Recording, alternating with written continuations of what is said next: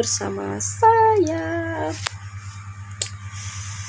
Pada konten kali ini saya membacakan sebuah cerpen dan menentukan unsur ekstrinsik dan intrinsiknya untuk memenuhi tugas akhir semester mata kuliah membaca dan pembelajarannya.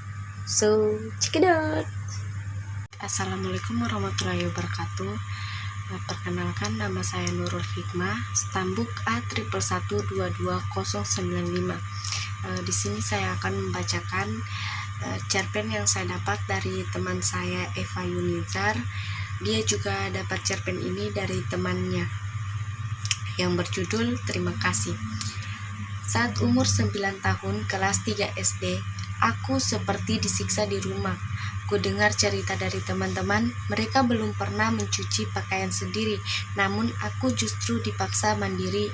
Menurutku 9 tahun begitu dini untuk membersihkan pakaian ibu, bapak, dan aku. Aku ingat di suatu sore tahun 2008 saat sampai di rumah setelah menghabiskan setengah hari untuk bermain, ibu langsung memerintahkan mencuci pakaian. Aku sangat merasa lelah, tapi ibu seakan tak acuh. Jadi dengan wajah cemberut juga hati dongkol kuturuti kemauannya. Aku membilas sedang ibu mengucek. Peran ini sudah berlaku sejak pertama kali aku mencuci pakaian. Ya, terkadang aku sendiri mengerjakan tugas ibu, tapi tak jarang pekerjaanku dikomentari. Tidak bersihlah, air cucian harus dibuang, menjemur pakaian harus dibaliklah, dan banyak lagi. Sore itu, aku merasa begitu marah ketika ibu memberikan pakaian yang harus aku bilas. Aku lakukan dengan menghentak-hentaknya hingga air meluber mengenai ibu dan pakaianku yang kukenakan basah. Aku mencuri pandang ke arah ibu, berlagak tak acuh padahal hati berdebar. Takut ibu akan marah. Benar saja, pakaian yang menjadi korban amarahku diambil paksa. Mata ibu berkilat marah saat kutatap. Aku menentangnya. Ibu berkata, lanjutkan pekerjaanmu seperti itu. Mau kurang ajar kamu dengan orang tua. Ibu membentak melempar pakaian ke bak untuk membilas. Wajah ibu menunjukkan suasana hatinya sedang tidak baik. Memang sejak awal kupandang wajahnya tidak bersahabat. Akan tetapi aku tidak gentar untuk memberontak. Tanpa menanggapi ibu, kulakukan kembali pekerjaan yang sempat tertunda. Tapi kali ini tidak sekasar seperti sebelumnya. Tidak sampai di situ saja, membuang air cucian di bak. Aku tak sengaja. Kali ini benar-benar tak sengaja mengayunkan bak terlalu keras hingga menghantam tanah dengan keras dan pecah. Tak bisa menghindar, aku langsung diserang oleh cubitan bertubi-tubi dari arah belakang. Aku berteriak tapi tidak kuasa melawan atau lari. Kurasa perih di paha, lalu menjalar ke seluruh badan dan berakhir di dada menimbulkan rasa begitu sesak. Aku memekik sambil memohon kepada ibu. Udah, Bu, seruku di sela tangis.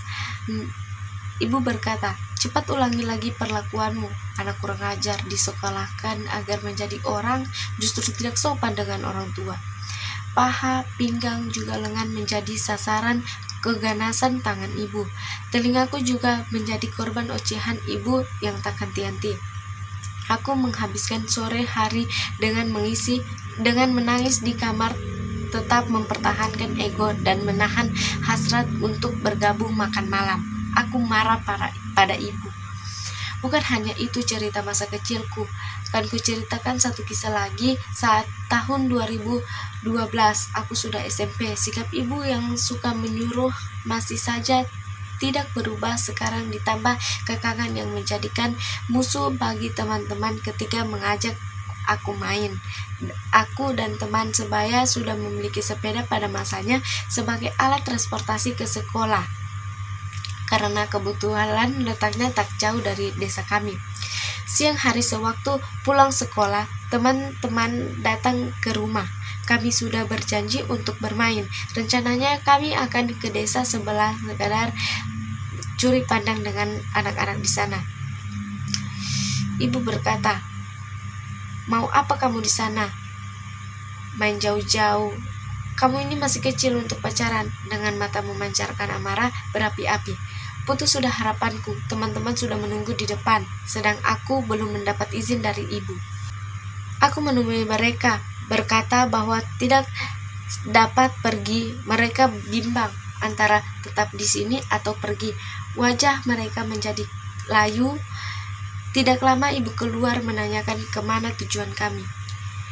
Ibu berkata, kalau mau main di sini saja, Amel tidak boleh main jauh-jauh. Terpaksa mereka pergi dan aku merasa tidak enak hati. Ibu seakan mengusir teman-temanku. Bagaimana aku bisa dapat teman kalau begini terus?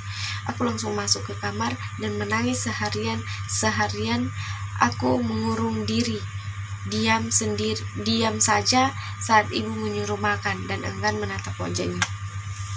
Saat sore hari ku dengar berisik di halaman. Aku menguping suara tetangga mengobrol di halaman teras. Bisa kedengar dari kamar, namun namaku disebut-sebut.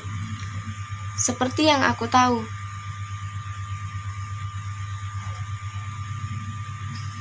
Kudengar ada Kudengar salah satu temanku yang pergi tadi ditabrak lari, patah tulang dan harus dibawa di rumah sakit. Ibunya kelimpungan mencari hutang. Seperti yang aku tahu, jarak rumah sakit lumayan jauh. Huru-hara ini terdengar ke warga kampung. Namaku disebut-sebut. Masih membekas di ingatanku sampai berbulan-bulan berlalu sejak kejadian itu. Namun, baru kusadari satu hal terpenting 4 tahun setelahnya saat aku menginjak umur remaja, bahwa larangan dan saran ibu merupakan yang terbaik. Bukan karena kolot, juga tentang pendidikan ibu yang hanya lulusan SD sederajat, akan tetapi ucapan ibu menjadi nyata ketika Tuhan menghendaki. Nah, di sini saya unsur intrinsiknya, yaitu unsur intrinsik yang ada di cerpen Terima Kasih ini, yaitu yang pertama tokoh di sini ada Amel, ibu, dan tetangga. Yang kedua tema cerita, temanya di sini ibu, yang mana ibu ini selalu disebut-sebut di dalam cerita ini. Yang kedua alur cerita di sini ada 2, yaitu mundur dulu, yang mana dia menceritakan kisahnya di 2018 dan 2012, dan kembali lagi flashback dia di sekarang ini. Yang ketiga latar tempat hanya di lingkungan rumah. Latar tempat lingkungan rumah di dapur, meja makan, kamar, dan teras rumah. Latar waktu ada 3. Pada tahun 2018 latar waktunya sore hari. Pada tahun 2012 latar waktunya ada 3, yaitu sore hari, siang hari. 2, sore hari dan siang hari. Nah, latar suasananya di sini cukup sedih. Sudut pandang pengarang di sini dia memandang bahwa apa yang diperlakukan ibunya itu sebenarnya tidak baik, tapi lama-kelamaan dia menyadari bahwa apapun yang dilakukan ibunya itu hanyalah yang terbaik untuknya. Yang amanat yang terkandung dalam cerpen ini yaitu apapun yang diperintahkan orang tua turutilah dengan hati ikhlas. Jangan pernah membantah walau itu sedikit menyusahkanmu, karena apapun yang ibu lakukan itu merupakan suatu hal yang baik ke depannya. So jangan pernah membantah perintah dari seorang ibu. Yang ketujuh gaya bahasa di dalam cerpen ini ada 2, yaitu bahasa Jawa dan bahasa Indonesia. Bahasa Jawanya terbukti dari ibunya berkata di sini, arep ngopo kowe neng kono, itu. Dan unsur ekstrinsik yang saya dapat di sini, yang pertama latar belakang penulis. Latar belakang penulis cerpen ini, yang pertama sebenarnya hanya untuk ajang lomba menulis cerpen untuk Hari Ibu. Tetapi dia juga ingin mengabadikan seorang ibu di matanya, seorang ibu di hatinya dalam karya sastranya agar tidak dapat terlupakan olehnya. Latar belakang masyarakat pada cerpen ini pada tahun 2018 itu latar belakangnya belum terlalu nampak, dan pada tahun 2012 itu latar belakang masyarakatnya sudah terlihat, yang mana latar belakang masyarakatnya cukup baik. Dan terakhir, nilai yang terkandung di dalam cerpen ini yakni moral, nilai moral, yang mana kita tidak boleh membantah seorang ibu atau orang tua, yang mana jika kalau kita membantahnya pasti ada saja hal-hal yang tidak diinginkan mengenai kita.